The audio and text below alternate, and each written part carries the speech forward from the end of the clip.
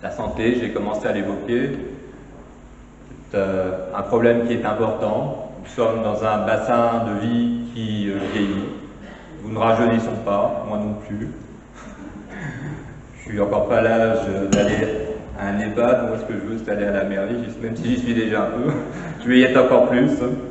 Mais j'en souris, mais c'est un réel problème.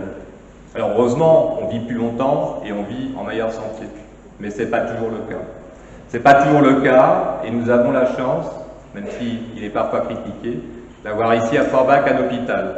Un hôpital qui est bien équipé, un hôpital qui devrait peut-être avoir de meilleurs médecins, plus nombreux en tout cas, ce n'est pas la qualité que je mets en cause, mais c'est le nombre.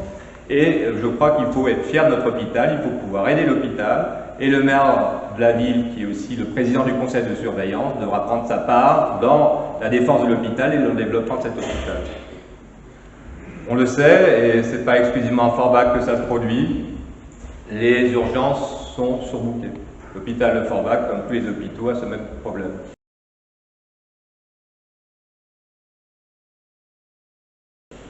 Nous avions été rencontrés, le docteur Caillé, qui est la directrice de l'hôpital il y a quelque temps, et qui nous a parlé de ce projet d'installation d'une maison de santé à côté de l'hôpital, qui permettra de désengorger les urgences.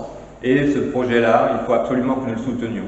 Ce projet, il ne doit pas se faire au cœur de ville, il doit se faire à côté de l'hôpital pour avoir cette complémentarité entre les soins donnés par l'hôpital, qui sont dans certains cas nécessaires, et ce qu'on appelle la bourrologie de manière classique, et qui peut être fait dans cette maison de santé.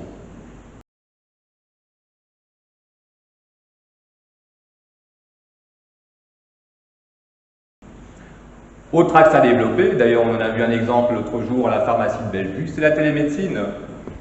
La ville a eu la chance d'être choisie par Orange pour installer un réseau à très haut débit, même si l'installation ne s'est pas faite aussi vite qu'on le souhaitait. Il faut pouvoir profiter de cet atout pour mettre en place de la médecine à distance. On manque de spécialistes dans un certain nombre de domaines. Ce problème-là peut être résolu en faisant venir. Tous les médecins n'ont pas forcément envie de venir en Moselle-Est, il faudra essayer de leur donner envie. Il n'y a pas la mer, comme disait quelqu'un. Où est-elle? Et je ne la ferai pas venir.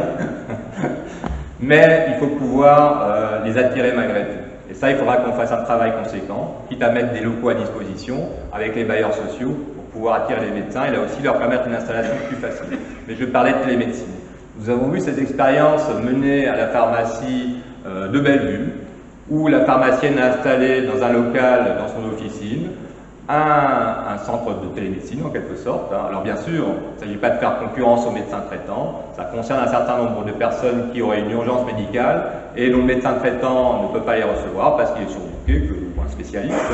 Et on peut comme ça, effectivement, à distance, avoir un avis médical, voire une ordonnance, ou simplement un diagnostic, et qui peut permettre de soigner comme ça. Et ça permettra là aussi de pouvoir résoudre au moins pour partie le problème de la désertification médicale. J'ai évoqué les personnes âgées, j'ai évoqué les problèmes de santé. Une personne âgée, elle est bien où? Elle est bien chez elle.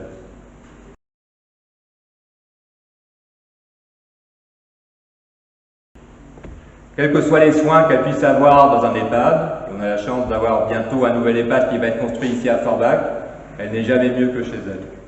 Et il faudra que la ville puisse y participer avec les bailleurs sociaux, qu'on puisse adapter le logement, notamment le logement social, au maintien à domicile des personnes âgées pour qu'elles puissent se sentir bien et qu'elles aient une fin de vie qui soit digne.